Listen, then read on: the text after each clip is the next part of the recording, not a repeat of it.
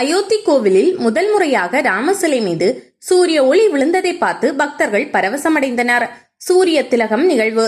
ராமபிரான் பிறந்த அயோத்தியில் பிரம்மாண்ட கோவில் கட்டப்பட்டு கடந்த ஜனவரி கும்பாபிஷேகம் நடத்தப்பட்டது.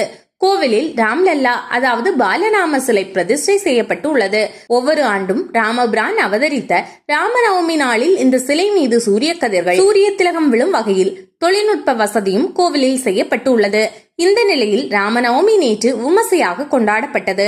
அயோத்தி ராமர் கோவில் திறக்கப்பட்ட பின் கொண்டாடப்படும் முதலாவது ராமநவமி என்பதால் ஆயிரக்கணக்கான பக்தர்கள் கோவிலில் சாமி தரிசனத்திற்காக குவிந்திருந்தனர். மேலும் ராமநவமி நாளில் முதல் முறையாக ராமபிரானின் நெற்றியில் சூரிய ஒளி முத்தமிடும் சூரிய திலக நிகழ்வை காணவும் அவர்கள் ஆவலுடன் காத்திருந்தனர். பக்தி பரவசம். அதன்படி நண்பகல் சரியாக 12 மணி அளவில் ராமபிரான் சிலையின் நெற்றியில் சூரிய கதிர்கள் சுமார் 5 நிமிடங்கள் விழுந்தது. இதை பார்த்து கோவிலில் திரண்டிருந்த ஆயிரக்கணக்கான பக்தர்கள் பக்தி பரவசம் அடைந்தனர். ஜெய் ஸ்ரீராம் ஜெய் ஸ்ரீராம் என விண்ணதிர கோஷங்களை எழுப்பினர். அப்போது பக்தர்கள் யாரும் கோவில் கருவறைக்குள் அனுமதிக்கப்படவில்லை. கூட்ட நெரிசல் ஏற்பட்டுவிடும் என்பதால் இந்த நடவடிக்கையை எடுத்ததாக கோவில் நிர்வாகிகள் தெரிவித்தனர்.